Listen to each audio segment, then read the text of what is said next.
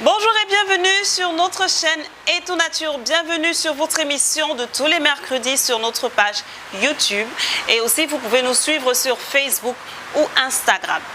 Saviez-vous que la pratique du sport pendant le mois de Ramadan est un avantage considérable? Tout au long de cette vidéo, nous allons vous partager quelques points importants concernant la pratique du sport pendant le Ramadan. Vous ne voulez certainement pas rater ça. Alors, à tout de suite.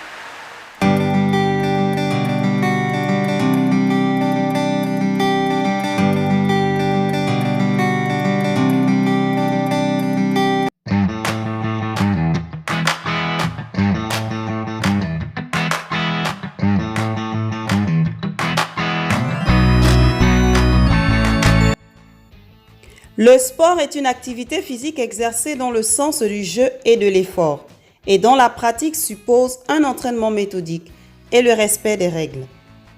La pratique du sport est très importante car elle force le corps à préserver les muscles et à se tourner vers la graisse pour trouver l'énergie qui lui manque. Il est conseillé de faire le sport juste avant la rupture du jeûne pour que le corps récupère tout de suite les sels minéraux perdus au cours de la séance, soit 2 heures après la rupture du jeûne.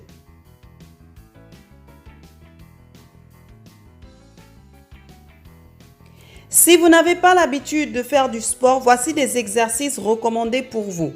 La marche ou encore la natation sont les sports les plus appropriés à pratiquer et qui ne représentent aucun danger sur la santé. Pour la pratique du sport, voici les mesures à respecter pendant le mois de Ramadan. Boire de l'eau abondamment quelques heures avant de commencer le jeûne pour éviter le risque de déshydratation.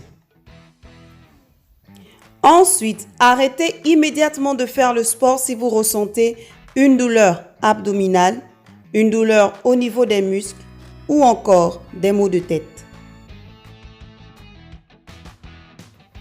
Évitez de consommer des boissons qui contiennent de la caféine telles que le café, le thé ainsi que les boissons gazeuses. Attention, attention, attention. Le danger principal pour la pratique du sport pendant le mois de Ramadan est l'hypoglycémie. Alors, il faut être très prudent, surtout la première semaine du Ramadan, car celui-ci modifie profondément les habitudes alimentaires et les rythmes du sommeil. Le saviez-vous? La pratique d'une activité sportive brûle prioritairement les sucres et les acides gras circulant dans le sang et impose à l'organisme de puiser dans ses réserves de graisse et de protéines. Après la rupture du jeûne, 2 heures à 3 heures après le repas, il ne faut pas faire d'activité nécessitant une forte dépense d'énergie.